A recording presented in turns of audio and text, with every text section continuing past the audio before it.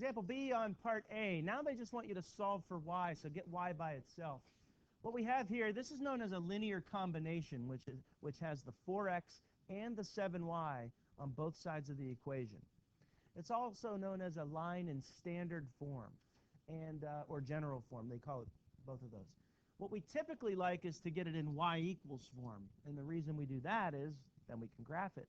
Then we can see the slope and the y-intercept. You can plug it into the calculator, etc. So what we're going to do here with 4x is we're going to take it away from both sides. Just like in the last example, remember when we took away 36 from both sides? It's kind of the same idea, but instead of a 36, this is still a 4x. So you're going to take away the 4x from both sides. Anything I have up here in green will be what I'm doing. Anything that I have in red will be the result. Okay? So I'm doing this to both sides in green, and I get 7y equals 42 minus 4x. These aren't like terms, so I can't combine them. You can't subtract the 42 and the 4. Next, in the last example, we divided both sides by 7 to finish the problem. Same idea here.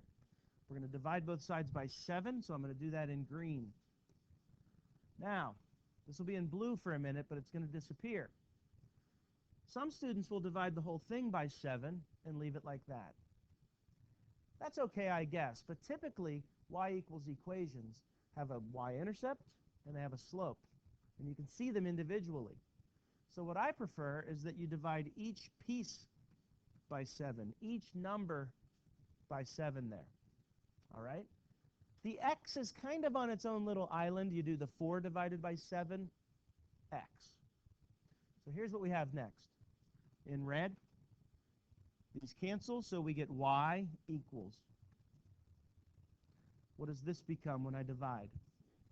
6. The minus sign stays. Just a little point here. Let's pretend you were dividing by negative 7.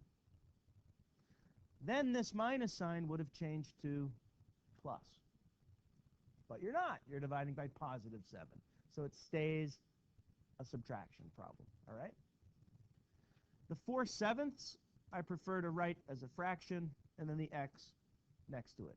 The reason I like this format is now I know when I go to graph this, and we'll get into this later in this unit, but it might ring a bell from Algebra 1.